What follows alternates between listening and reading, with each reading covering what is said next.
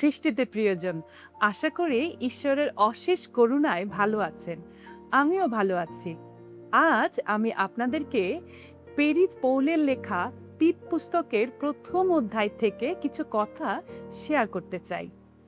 পেরিত Paul মূলত তার বিশ্বস্ত সহকার্যকারী এবং আত্মিক সন্তান তিতকে এই পত্রটি লিখেছিলেন, কারণ তিনি তিতকে ক্রিট দ্বীপের মণ্ডলীগুলোকে সঠিকভাবে পরিচালনা করবার জন্য দায়িত্ব দিয়েছিলেন।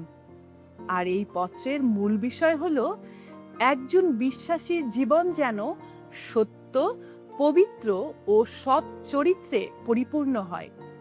এই প্রথম অধ্যায়ে পেরিত পৌল আমাদের স্মরণ করিয়ে দেন যে ঈশ্বর শুধুমাত্র আমাদের মুখের কথা শোনেন না, তিনি আমাদের জীবন দেখেন। বর্তমানে অনেক সময় আমরা মুখে মুখে বলি ঈশ্বরকে জানি, কিন্তু আমরা আমাদের কাজে, ব্যবহারে, অর্থাৎ আমাদের জীবনযাপন দ্বারা ঈশ্বরের মহিমা প্রকাশ করি না। এই পত্রের ১ অধ্যায় ৬ পদে লেখা আছে, তাহারা বলে যে তাহারা ঈশ্বরকে জানে, কিন্তু কর্ম দ্বারা তাহাকে অস্বীকার করে।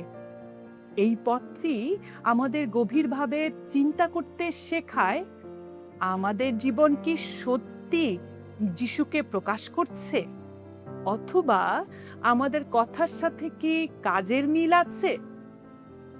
পেরিত পৌল তিনি গুরুত্ব দিয়ে বলেছেন যে একজন বিশ্বাসীর জীবনে অবশ্যই থাকতে হবে নম্রতা, আত্মসংযম, বিশ্বস্ততা এবং সত্যের প্রতি ভালোবাসা।